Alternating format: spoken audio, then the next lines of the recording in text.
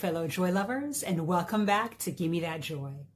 To get started, I'd like to say a very heartfelt thanks to everyone who's subscribed to our YouTube channel, to our podcast, who's following us on Instagram, liking our posts on Facebook.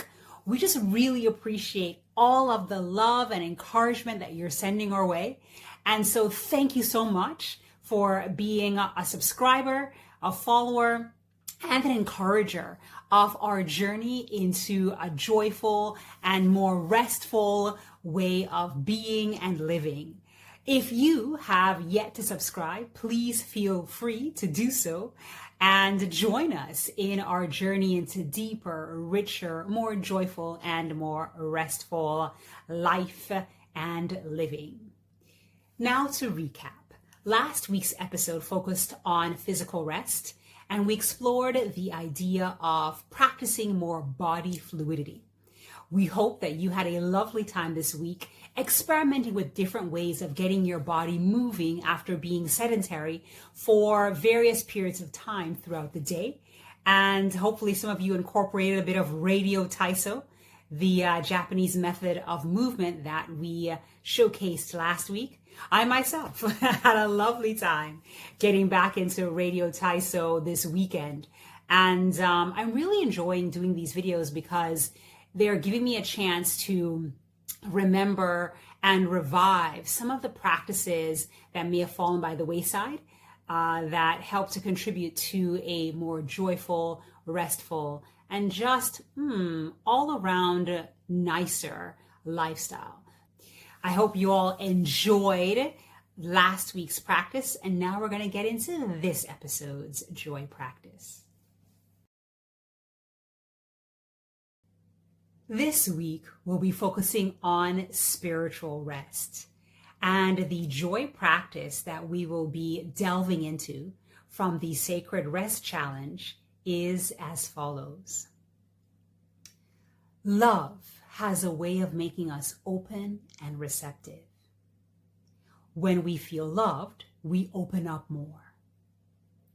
When we doubt that love, we put walls up. Do you see any walls up around your heart? How did they get there? Take a moment today to identify how these walls were erected and ask God to help you bring them down.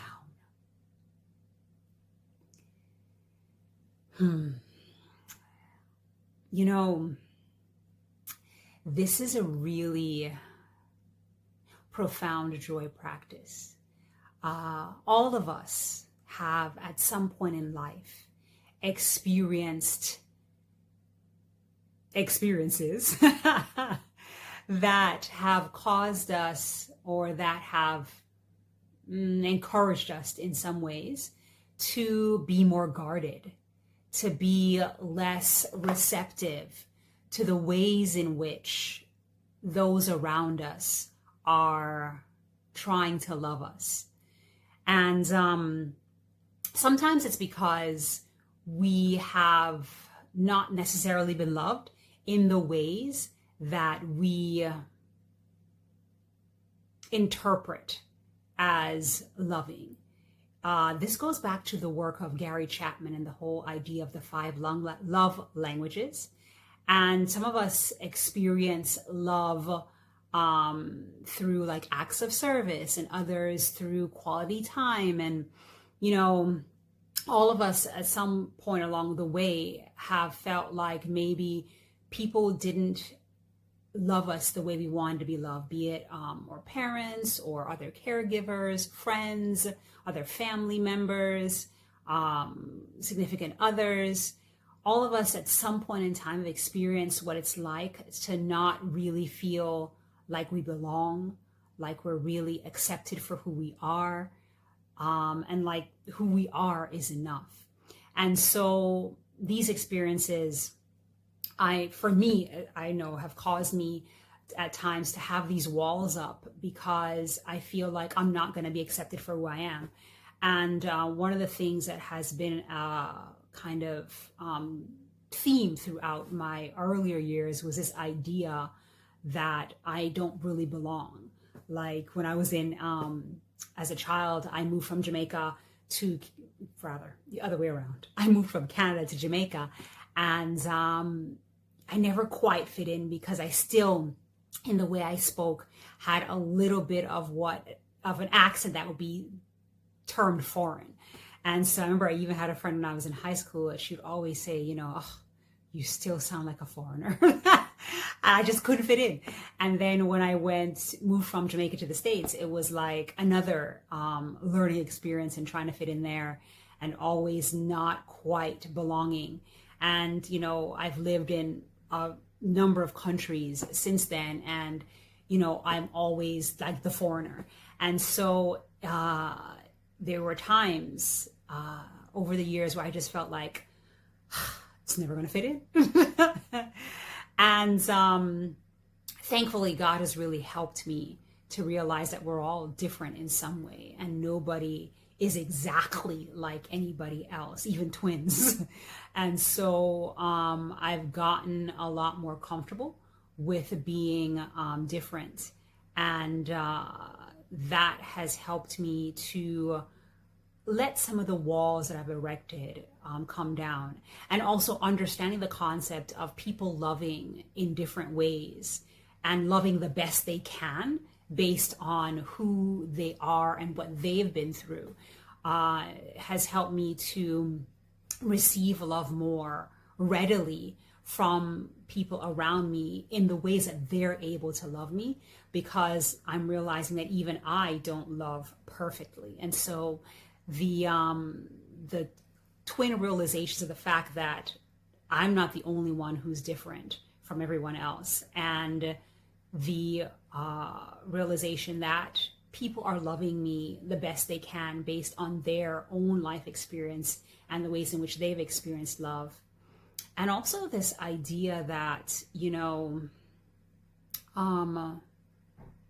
we're all alike in some way. There is always some kind of commonality I can find with someone. This has helped me, these realizations together have helped me to be more open and receptive to the love that's being offered to me, and the ways in which the people around me are showing that they care and that they appreciate me and that they love me to the extent that they can, for who they perceive me to be at this point in all of our collective journeys.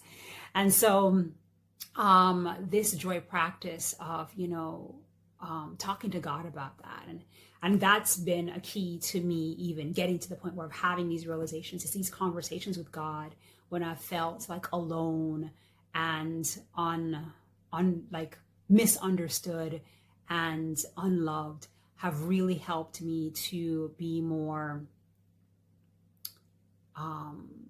understanding and accepting of the ways in which the folks around me are loving me, and have helped me to let go of a lot of the barriers I had so that I could receive the love from those around me. So I hope that, you have a lovely time, kind of experimenting with this joy practice and seeing how it's already shown up in your life, and how it can show up even more as you go forward in your journey into deeper, richer joy. For our Life Catalyst segment today, the resource that I'd love to recommend is a book called You Are the Beloved by Henry Nouwen. This book, it really came across my path at just a pivotal moment in my experience. It was I think sometime in 2018, I really went through a stretch where I realized that I didn't know experientially what it was to be loved by God. I knew in theory what it was to be loved by God. I knew that, we as Christians, John 3:16, for God so loved the world that he gave his only begotten son. And these kinds of verses about God's love were things that I knew and had been I mean, they were just a part of my fiber as a Christian person, as a Christian being. However, I didn't experientially feel like I knew what that was. And I really talked to God a lot about it because I felt quite just alone in those years, around that time, in like late 2018, heading into 2019, I really struggled a lot with this idea of not really feeling beloved by God. And I prayed about it, talked with God about it, and this book, it's daily readings for 365 days of the year, and basically there are different readings from different excerpts rather from different books by Henry Nouwen that are about this whole topic of our belovedness to God. And in addition to my prayers and my searching, I was learning calligraphy at that time, or teaching myself calligraphy. And I remember just sitting there and meditatively writing beloved, beloved all the time, or very frequently, because I really just was asking God for that experience. And this book played a role in that because it really helped to elucidate various aspects of what it is to be beloved by God. And the more I read and, prayed and meditated on this whole idea of really experiencing what it was to be loved by God and to be his beloved, it became my reality over time. And I can't tell you when it happened. I just remember sooner or later, it just got to the point where maybe I just realized it was there. I don't know when it happened, what moment was the turnover moment, or the turning point rather moment, but it just happened. And one day I was experiencing it. And this book really helped to give me glimpses of what it was like before I was experiencing it. And now these days, even in the days where I feel like life is a little challenging, it's much easier for me to rest in the fact that God loves me just the way I am. And even in the midst of circumstances that are less than ideal or less than lovely, I can experience the love of God in those moments. And this also plays into me being able to receive love from other people, because now that I know what it's like to experientially sense and feel and experience the love of God,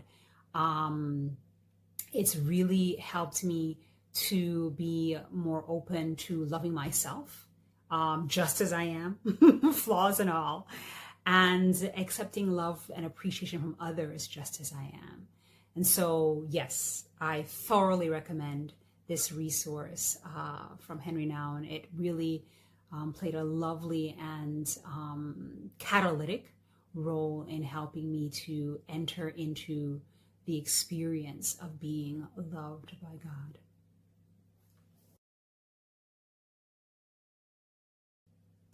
Now for a gentle invitation to joy. Let the walls fall down, the ones that have been erected over time to protect your heart from hurt. Talk to God about those walls and let him collaborate with you in tearing them down so that you can be more open and receptive to receiving all the love that God has for you, all the love that you have for yourself, and all the love that those around you also have for you. I look forward to seeing in the comments how it goes for you. And may you have a beautifully blessed time of it as you journey deeper into joy this week. Until next time, bye for now.